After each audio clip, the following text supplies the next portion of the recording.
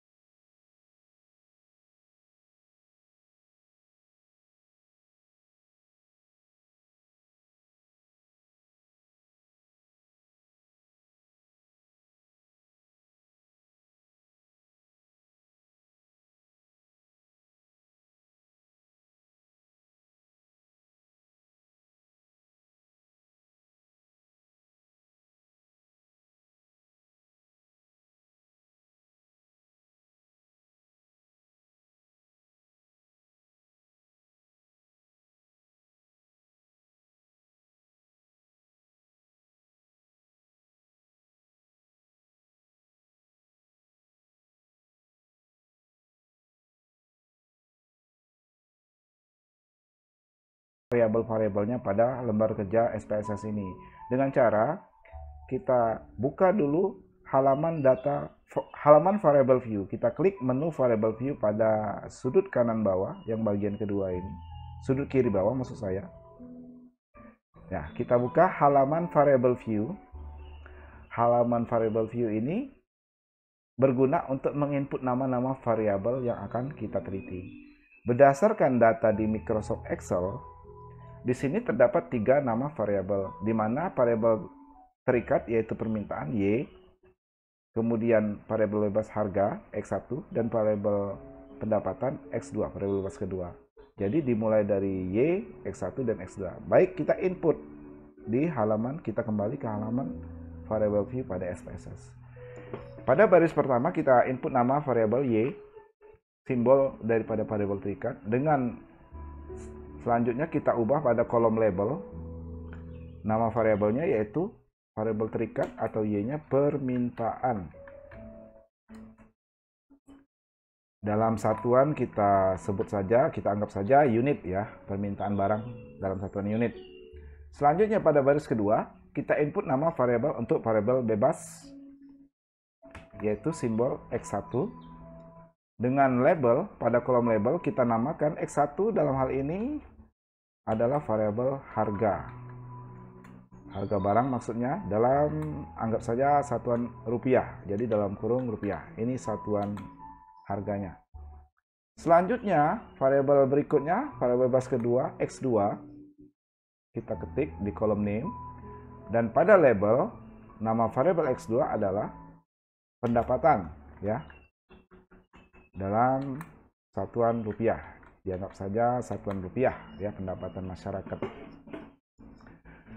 Kita perhatikan pada data juga kolom desimalnya nggak ada ya. Jadi satuan angkanya bulat ya. Jadi makanya kita juga perlu mengubah pada kolom desimal pada halaman variable view di SPSS menjadi 0 saja.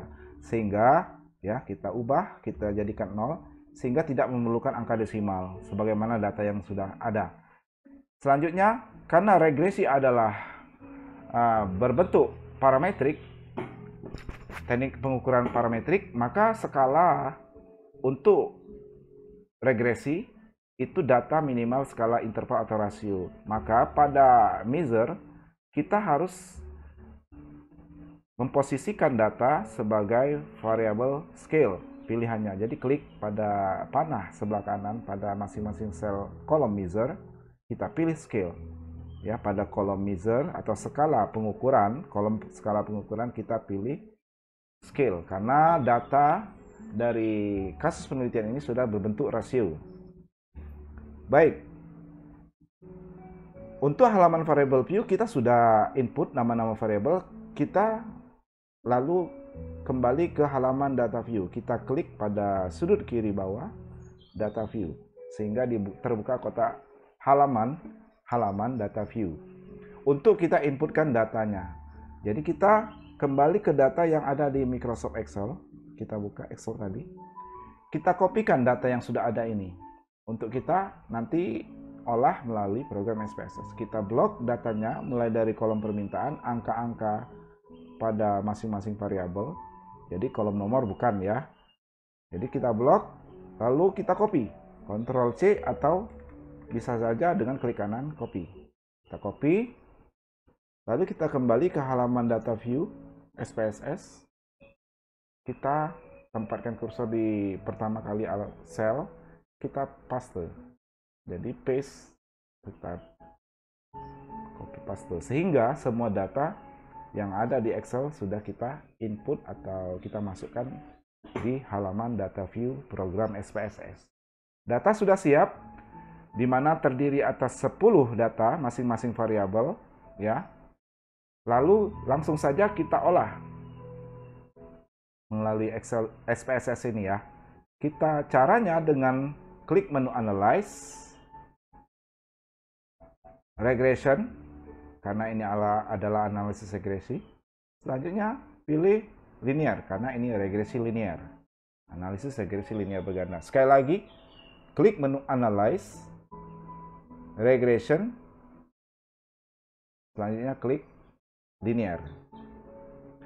Sehingga terbuka kotak dialog Linear Regression. Nah, pada kotak dialog Linear Regression ini, kita diminta untuk menentukan mana variabel dependent atau variabel terikat, mana yang masuk ke kotak independent atau variabel bebas. Dalam contoh kasus sederhana ini, untuk variabel dependent atau variabel terikatnya adalah permintaan. Jadi sehingga kita klik permintaan, kita masukkan, klik panah, masuk ke kotak dependent. Sebagai variabel terikatnya adalah permintaan. Sedangkan pada kotak independen atau variabel bebas, kita masukkan variabel X1 dan X2 yaitu harga dan pendapatan. Jadi kita Ctrl A, kita masukkan semua ke kotak independence. Ya, agar jangan keliru dalam menempatkan mana variabel dependen atau variabel terikat dan mana variabel independen atau bebasnya ya. Selanjutnya, kita klik menu statistik. Untuk kebutuhan mendasar, tidak perlu ada yang diubah, karena bawaan atau default daripada program SPSS sudah tercentang pada menu Estimates dan Model Fit. Yang lain-lain tidak perlu, karena kita analisis kali ini sederhana, langsung saja. Kalau yang lain-lain untuk analisis tambahan, terutama untuk uji asumsi klasik, ya, kita belum membahas tentang uji asumsi klasik ya. Kita akan menganalisis untuk membentuk persamaan regresinya saja dulu, sekaligus interpretasinya. Jadi kalau nanti kita akan menganalisis regresi ganda dengan uji asumsi klasik, baru kita memerlukan tambahan untuk mencentang menu, baik collinearity diagnostik untuk uji multikoliniaritas, dan Darby-Johnson misalnya untuk uji autokorelasi. Tapi dalam hal ini kita menganalisis untuk kebutuhan membentuk persamaan regresi saja, di mana estimates ini maksudnya adalah untuk menghasilkan nilai koefisien regresinya, regression coefficients, baik berupa nilai konstanta maupun nilai koefisien regresi variabel bebas X1, B1, dan koefisien regresi X2, B2-nya. Nah, untuk model fit ini akan menghasilkan nilai daripada koefisien determinasinya. Jadi, kelayakan model daripada regresi itu diuji melalui nanti analisis koefisien determinasinya atau R-square-nya ya. Jadi tidak ada pada kotak dialog. Sementara ini kita tidak perlu mencentang menu-menu lain. Ini karena kebutuhan mendasarnya sudah tercentang secara default atau bawaan dari program SPSS yaitu Estimates dan Model Fit. Langsung saja kita klik Continue. Selanjutnya kita klik menu Plots. Terbuka kotak dialog Plots. Tujuan daripada kotak dialog Plots ini untuk menghasilkan scattergram atau scatter plot di mana akan melihat nilai residual maupun prediksi. Jadi pada sumbu Y ini akan menghasilkan gambar scatter plot ya. Kita tempatkan nilai S-resid atau nilai residual yang diteliti atau student desired residual, dan pada kotak atau sumbu X kita masukkan nilai prediksi. Ya, nilai prediksi atau nilai-nilai predicted value-nya, nilai-nilai prediksi. Jadi ini saja di mana S-resid kita masukkan ke Y dan Z-pred atau nilai-nilai prediksi itu kita masukkan ke kotak X. Langsung saja, karena yang lain-lain kita belum analisa. Dalam hal ini kalau histogram normal probability untuk uji normalitas, tapi kita belum melakukan itu. Kita langsung untuk kasus membentuk persamaan regresi saja. Langsung kita klik menu Continue. Selanjutnya kita klik menu berikutnya yaitu Save. Pada kotak dialog Linear Regression Save ini dibutuhkan untuk menambah data nilai-nilai prediksi maupun nilai-nilai residual. Jadi pada predicted values kita klik menu Unstandardized, dan juga pada menu residual kita klik menu Unstandardized. Jadi nanti pada halaman data view akan bertambah dua kolom data yaitu nilai-nilai prediksi, predicted values, sekaligus ada kolom residual. Residual adalah nilai selisih antara nilai Y kenyataan, nilai variabel terikat kenyataan, Y observasi, dikurangi nilai Y prediksi, Y regresi. Ya, ini saja. Jadi pada predicted values kita centang unstandardized untuk menghasilkan nilai-nilai prediksi, dan pada residual kita juga centang pada menu unstandardized untuk menambahkan nilai residual. Klik continue selanjutnya langsung. Dan yang lain tidak kita utak-atik lagi. Langsung kita akan melihat hasilnya. Kita akhiri dengan klik OK untuk mendapatkan output atau hasil olahan regresi berganda ini. Baik, dari hasil olahan dihasilkan output berupa tabel-tabel sesuai kebutuhan yang akan kita analisis. Ya, di sini ada tabel variables enter remove, ada tabel model summary, ada tabel ANOVA analysis of variance, ada tabel coefficients, dan ada tabel residual statistik, sekaligus ada gambar scatter plot. Nah, kita akan maknai ya. Pertama kita maknai dulu output tabel variable enter remove. Maksud daripada variable enter remove ini adalah di mana dengan menggunakan metode enter semua variabel kita masukkan. Jadi tidak ada variabel yang di remove atau dibuang. Jadi variables yang dimasukkan ada variabel pendapatan dan harga. Jadi variabel bebas semuanya kita masukkan, dengan dependent variabelnya adalah permintaan. Jadi tidak ada variabel yang kita buang, variabel bebas yang kita kesampingkan dengan menggunakan regresi metode enter. Selanjutnya, tabel model summary ini adalah untuk uji kelayakan model atau goodness of fit daripada model regresinya. Ini bisa kita lihat dari nilai R-square atau nilai koefisien determinasi, yang dimana di sini adalah sebesar 0,970. Nilai koefisien determinasi adalah sebagai persentase atau besaran sumbangan pengaruh dari variabel bebas, kedua-dua variabel bebas, dalam menjelaskan variasi perubahan variabel terikat yaitu permintaan. Jadi dalam hal ini, seberapa besar persentase sumbangan pengaruh dari variabel harga dan variabel pendapatan, variabel bebas X1 dan X2, terhadap variasi perubahan daripada permintaan, variabel terikatnya. Jadi seberapa besar kemampuannya dalam menjelaskan perubahan variabel terikat. Di sini kita lihat nilai koefisien determinasinya R² itu sebesar 0,970. Dengan kata lain, kalau dipersentasekan, 0,970 ini adalah sebesar 97%. Maknanya apa? Bahwa model regresi ini menghasilkan sebesar 97% sumbangan pengaruh daripada variabel harga dan pendapatan dalam menjelaskan variasi perubahan permintaan atau variabel terikatnya. Jadi besarnya sumbangan pengaruh variabel bebas sebesar 97% dalam menjelaskan variasi perubahan variabel permintaan atau variabel terikat. Jadi ada kemampuan sebesar 97% dalam menjelaskan perubahan variabel terikat. Jadi model ini dianggap layak ya. Kenapa? Karena nilai R²-nya atau koefisien determinasinya semakin mendekati 100% atau kalau dalam bentuk desimal koefisien ini mendekati 1 ya. Jadi dari sisi model summary, modelnya dianggap memiliki goodness of fit. Jadi layak untuk digunakan, dilanjutkan sebagai alat untuk prediksi. Demikian. Jadi di tabel model summary ini yang perlu diperhatikan adalah nilai R², the goodness of fit ya. Jadi untuk mengetahui kelayakan model, sedangkan nilai yang lain seperti R ini adalah nilai korelasi gandanya. Nilai korelasi gandanya juga sangat kuat ya, karena mendekati 1, yaitu 0,985 ini semakin mendekati 1.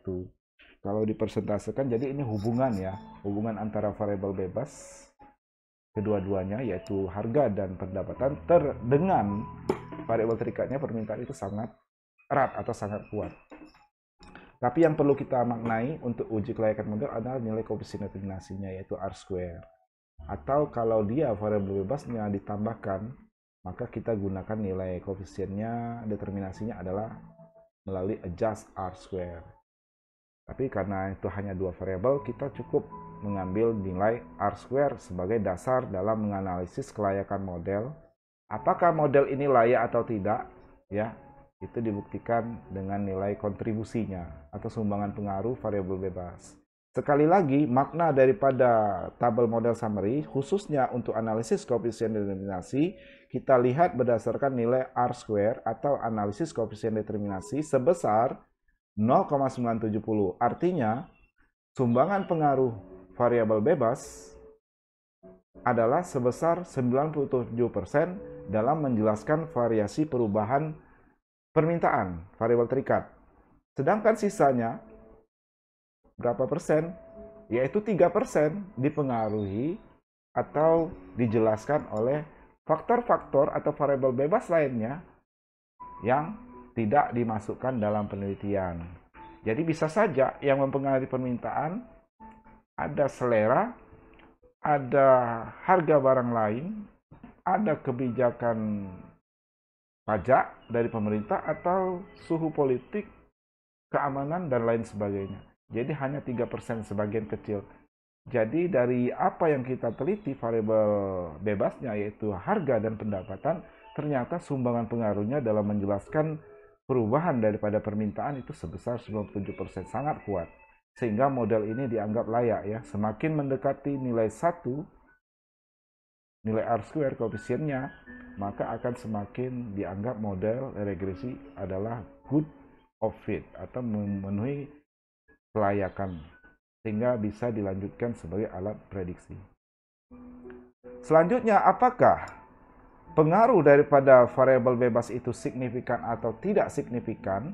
model regresi ini signifikan atau tidak signifikan dalam menjelaskan pengaruhnya terhadap variabel terikat, itu kita bisa lihat dari nilai dari tabel ANOVA melalui nilai F atau nilai F hitungnya ya. Pada kolom F. Kita kalau F hitung ini kita perlu melakukan uji hipotesis ya. Juga bisa berdasarkan nilai SIG.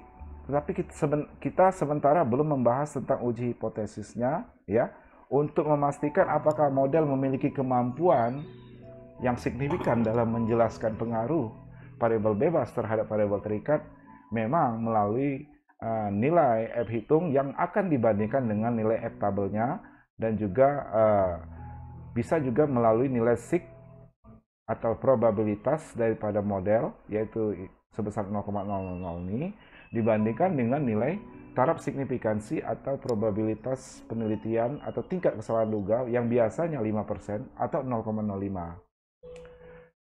Untuk sementara, untuk pengujian hipotesis kelayakan model signifikan atau tidak signifikan model regresi ini kita tidak bahas ya, karena kita akan fokus sebenarnya untuk membentuk persamaan regresi.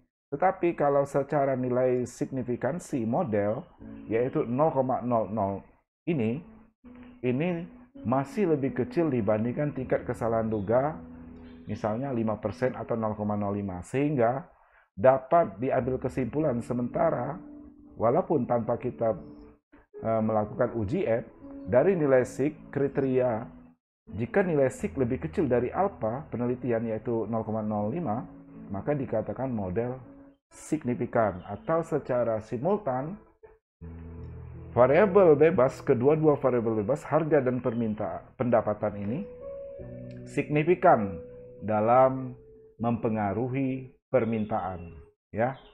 Jadi bisa disimpulkan dikarenakan nilai SIG sebesar 0,00, nilai SIG model regresi sebesar 0,000 dibandingkan alfa 0,05, masih lebih kecil nilai signifikansi model dibandingkan tingkat kesalahan duga 0,05 atau 5%. Sehingga dapat disimpulkan model regresi atau kemampuan variabel bebas itu signifikan dalam mempengaruhi perubahan permintaan.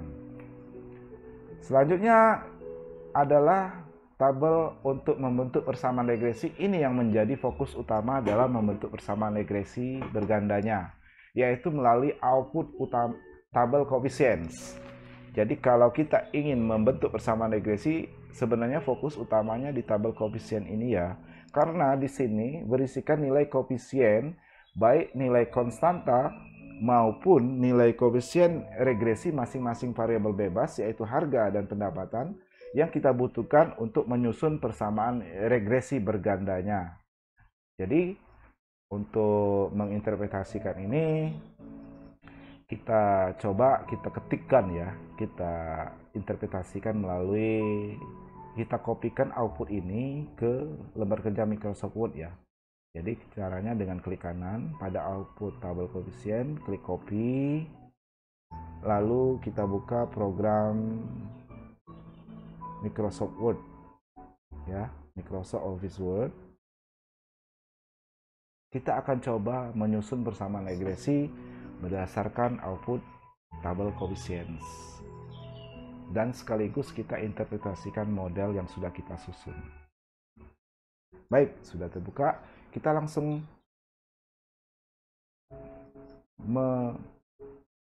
mengkopikan dan pastekan output yang sudah kita copy dari SPSS, output SPSS tadi ya. Ini tabel koefisien. Nah, tabel koefisien inilah yang berguna untuk kita bisa mendapatkan atau menyusun persamaan regresi bergandanya.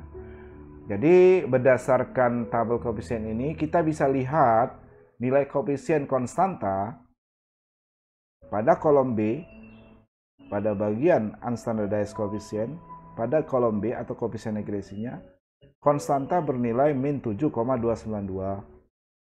Koefisien regresi variabel harga 0,534, dan koefisien regresi atau slope daripada pendapatan itu sebesar 0,576. Sehingga berdasarkan output SPSS, outputable koefisien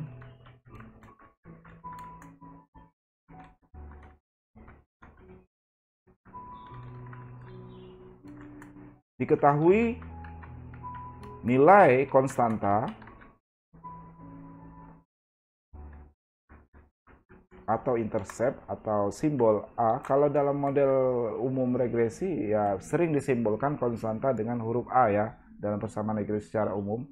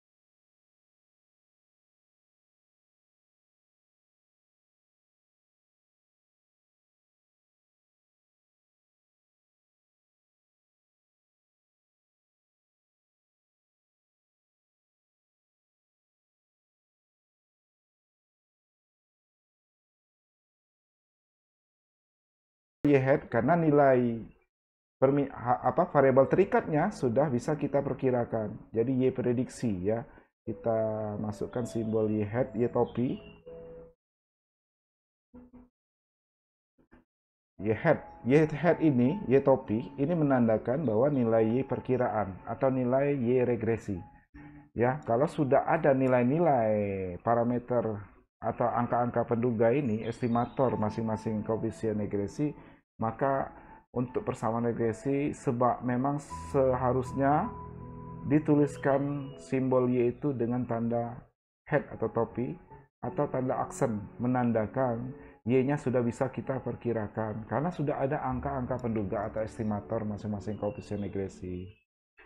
Jadi Y hat sama dengan konstantanya kita tuliskan min 7,292 karena dia min nilai konstantanya plus. Kenapa plus? Karena ini tidak min. Nilai koefisien regresi variabel X1 yaitu 0,534 X1. Jadi nama variabelnya tetap ditulis menyertai daripada nilai koefisien regresi atau koefisien arahnya ini. X1-nya tetap ditulis. Plus selanjutnya koefisien regresi variabel X2 yaitu 0,576 X2 tetap ditulis. Jadi kita sudah bisa melihat persamaan regresi sudah kita bisa susun seperti ini. Inilah persamaan regresi daripada hasil olah data kita berdasarkan program SPSS ini.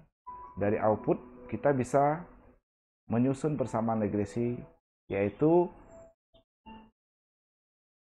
Y hat sama dengan min 7,292 plus 0,534 X1 plus 0,76 X2. Inilah persamaan atau model regresinya.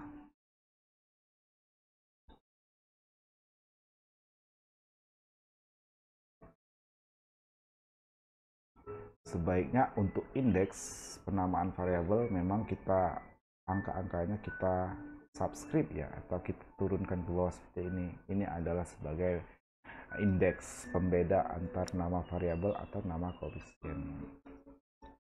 Baik, jadi B1-nya 0,534, B2-nya 0,576 ya, maaf saya tidak terketik angka 5. Ya, jadi persamaan regresinya dari hasil output kita bisa susun persamaan regresi bergandanya, yaitu Y hat sama dengan min 7,292 plus 0,534 X1 plus 0,576 X2. Inilah persamaan regresinya. Sudah selesai, kita bentuk persamaan regresinya. Selanjutnya bisa langsung kita interpretasikan. Walaupun karena kita sudah melihat nilai koefisien determinasinya, bahwa model ini layak untuk dijadikan alat untuk prediksi. Makanya kita interpretasikan persamaan regresi ini. Jadi persamaan regresi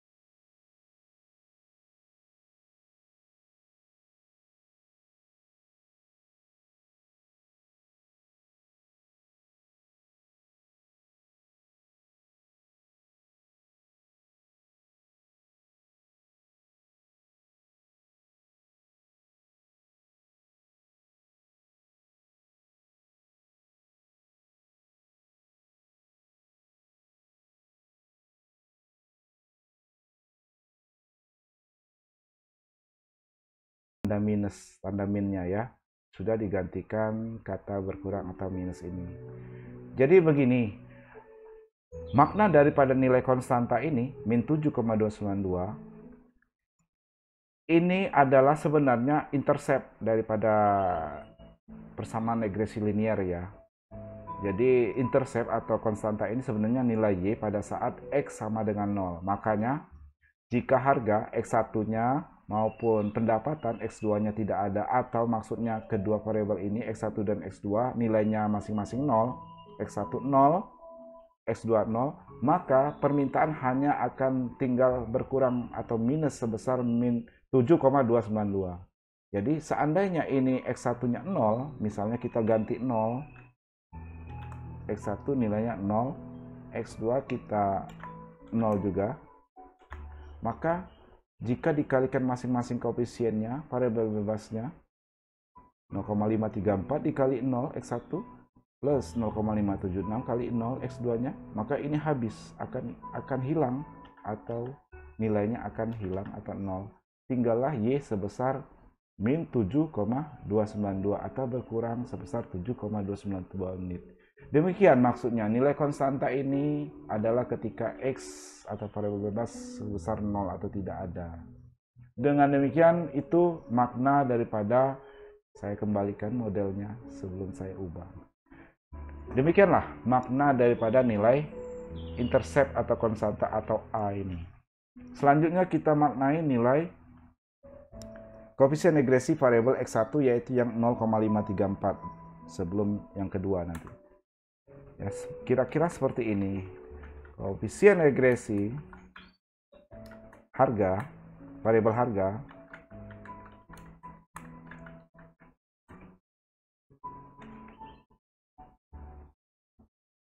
sebesar 0,534. Nilai ini mengandung arti pengaruhnya ya, besaran pengaruhnya terhadap perubahan variabel terikat. Juga arah hubungan antara variabel bebas dengan terikat. Jadi kita lihat dulu arah hubungannya. Nilai koefisien ini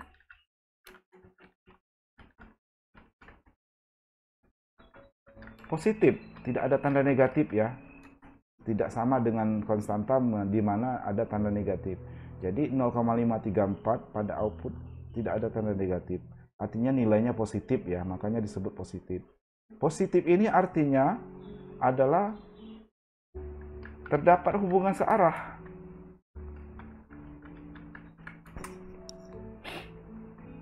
Terdapat hubungan searah antara harga atau variabel bebas yang kita bahas koefisiennya ini dengan variabel terikatnya yaitu permintaan. Nah, jadi karena nilainya positif koefisien regresi atau slope ini, maka dikatakan ini memiliki makna ada hubungan positif atau hubungan searah antara harga variabel bebas dengan permintaan variabel terikatnya. Sehingga dengan kata lain, dengan demikian ya, atau sehingga maksudnya jika harga naik atau harga meningkat Rp1 misalnya, maka rata-rata permintaan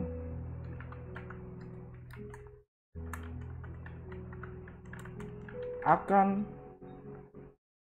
bertambah atau meningkat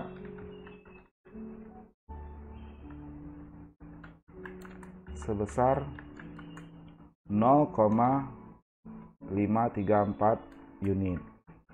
Dengan asumsi ya, ditambah dengan kata lain atau dengan asumsi variabel lainnya, variabel bebas lainnya,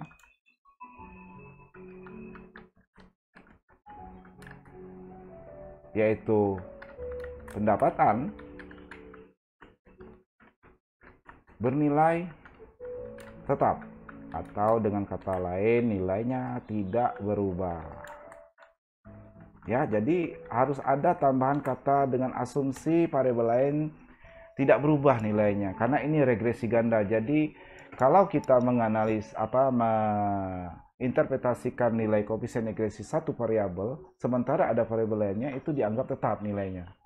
Seperti ini. Jadi sekali lagi, koefisien regresi variabel bebas yaitu harga ini sebesar 0,534. Nilai ini positif, artinya terdapat hubungan searah antara harga dengan permintaan.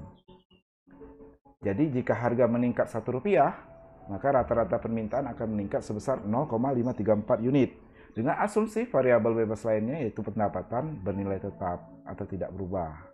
Jadi kalau andaikan ini X1-nya 1, ya, meningkatnya Rp1, harga X1 ini meningkat Rp1, dikalikan koefisiennya 0,534 kali 1, maka tetap 0,534. Itulah perubahan daripada permintaan. Jadi fokus pada nilai koefisien ini, bukan total daripada Y yang dibahas, tapi perubahan akibat nilai X tertentu.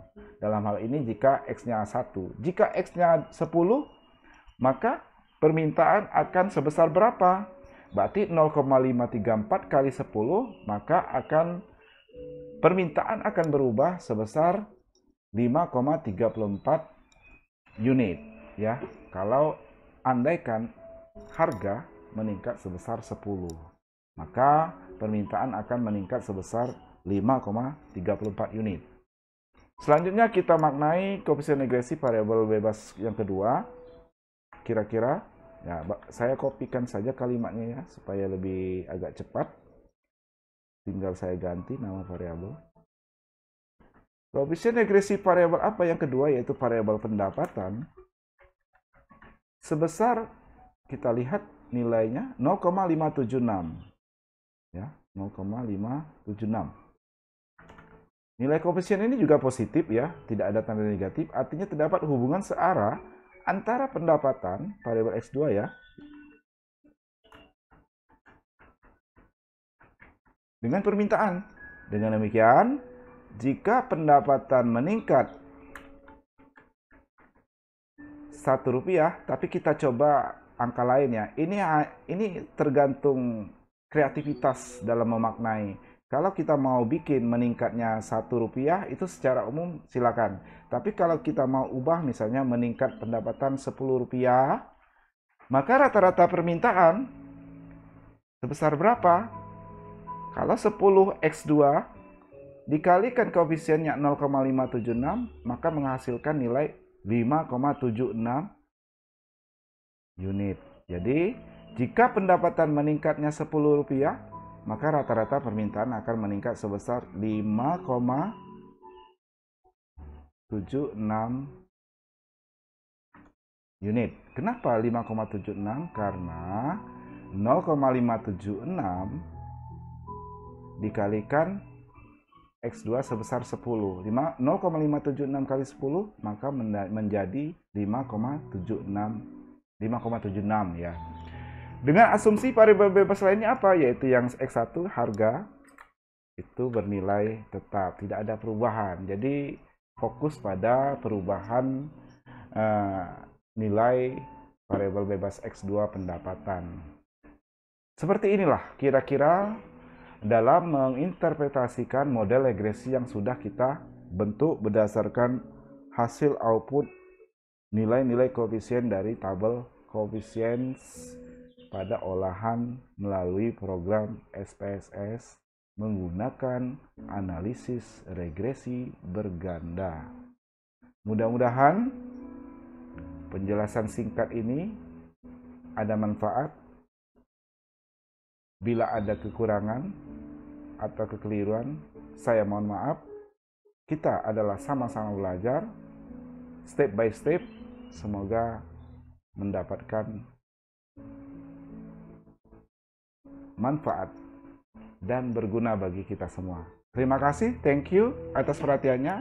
Kita akan melanjutkan episode berikutnya untuk lebih membahas regresi kepada aspek uji hipotesis atau juga uji asumsi klasiknya. Sekian, terima kasih. Saya akhiri. Alhamdulillah. Assalamualaikum warahmatullahi wabarakatuh.